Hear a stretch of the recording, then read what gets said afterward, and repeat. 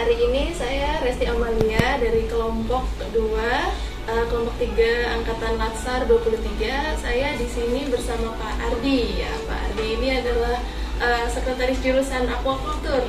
Gimana kabarnya hari ini, Pak? Alhamdulillah baik.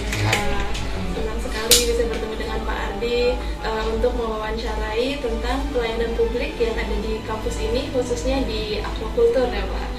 Di jurusan aquaculture. Pak, saya mau bertanya beberapa hal tentang pelayanan publik, khususnya tentang skripsi mahasiswa nih, Pak. Oke, langsung tanya aja ya, Pak. Boleh.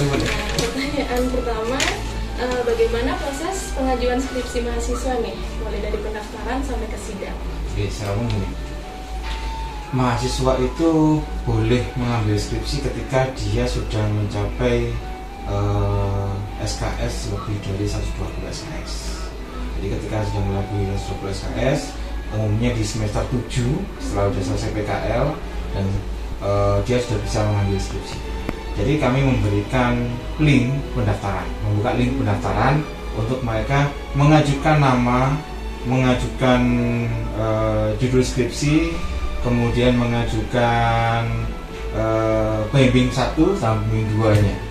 Nah, baru setelah kami berikan waktu kurang lebih sekitar 1 bulan atau 2 minggu sampai 1 bulan, kami akan rekap semuanya. Memang nggak akan semuanya sesuai dengan harapannya. Bisa jadi satu orang dosen favorit dipilih oleh sebagian besar mahasiswa. Jadi ada dosen yang nggak kebagian mahasiswa, tapi tetap akan diimbangkan sehingga mahasiswa akan mendapatkan porsi-porsi sesuai yang diharapkan. Semua dosen akan mendapatkan pembagian.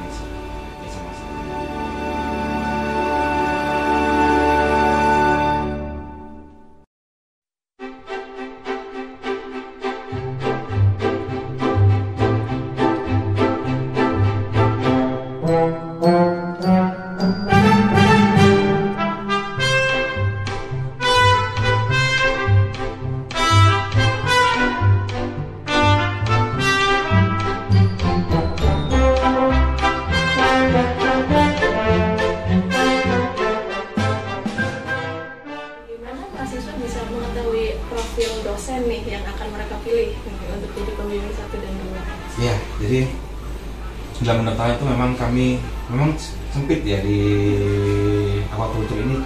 Sekarang tinggal 4 dosen yang masuk lektor. Jadi hanya ada saya, Dr. Endang, Dr. Robin, sama Dr. Andri. Sementara yang terakhir Pak Denny pindah ke PSP, yang lainnya belum bisa menjadi pembimbing.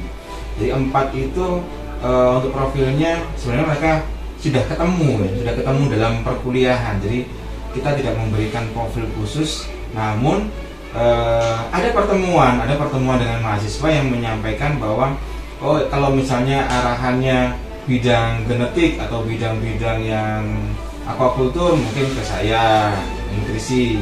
Bidangnya sosial ekonomi ataupun pemasaran mungkin ke Dr. Endang, kemudian penyakit ikan ke Dr. Andri, kemudian tentang fisika kimia perairan ke Dr. Robin.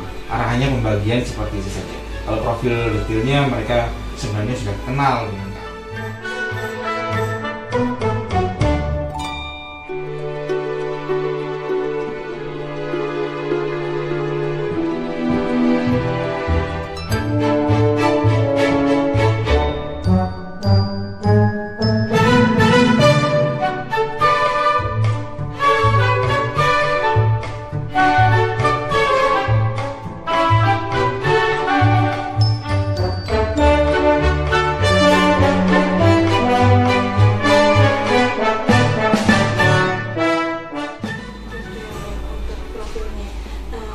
Ini Pak, kalau mereka sudah mendaftar kan pasti ada seminar proposal. Seminar proposal, kolokium kan namanya, kolokium di sini. Kolokium.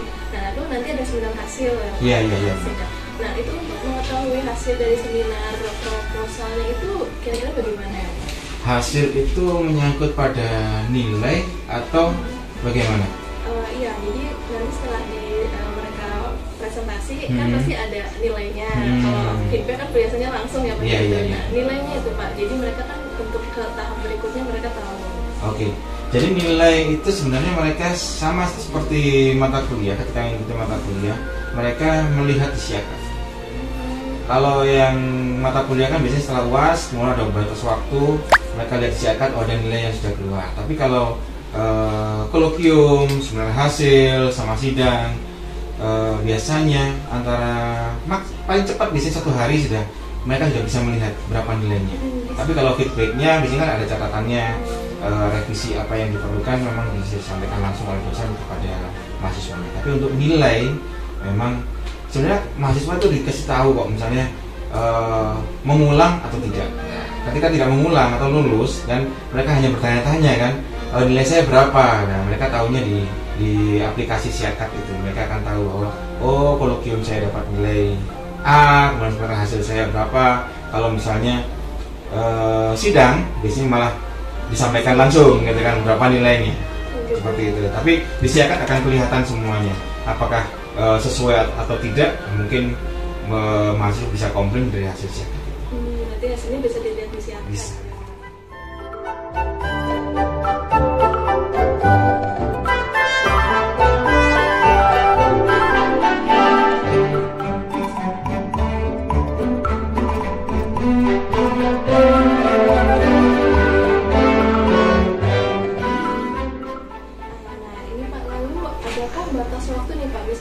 Sudah selesai sempro, lalu ingin seminar hasil. Nah itu adakah batas waktu yang ditentukan oleh prodi? Kalau prodi kami sebenarnya lebih membatasi pada waktu tidak jadi sempro ya. Jadi ketika SK itu dikeluarkan, SK itu berlaku 1 tahun. Jadi kami berharap mahasiswa itu tertuju dapat SK pembimbing. Maka di semester 8 mereka harus selesai. Ketika masuk ke semester 9 mereka kalau tidak selesai minimal belum kolokium misalnya, belum surat proposal, maka dia akan diganti pembimbingnya. Otomatis dia akan mengulang dari awal, konsultasi awal dengan pembimbing yang baru. Kedua-duanya pembimbing diganti. Jadi sebenarnya tidak ada membatasi waktu ya, karena mahasiswa kami juga ada yang cepat, ada yang mungkin slow gitu. Jadi bisa dua-duanya bisa jalan. Berarti ada SK-nya ya Pak? SK-nya, bukan SK itu membatasi 1 tahun. Nanti ketika 1 tahun berakhir, nanti akan ada SK yang baru. Nah, SK yang baru itu ketika akan didiskusikan di jurusan, apakah harus diganti atau memang meneruskan apa yang sudah dilakukan oleh mahasiswa.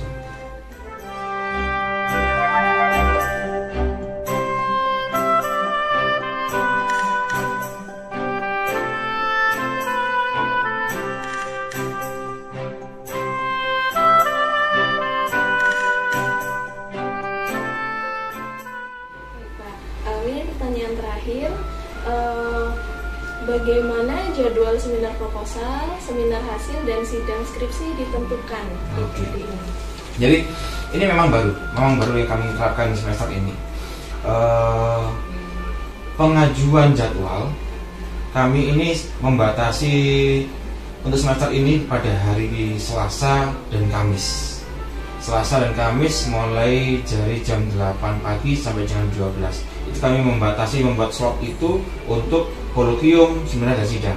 Jadi tidak ada alasan misalnya dosennya ngajar, tidak ada alasan lagi misalnya nggak ada audiens gitu kan, karena di hari Selasa dan Kamis pagi itu tidak ada perkuliahan. Itu yang pertama.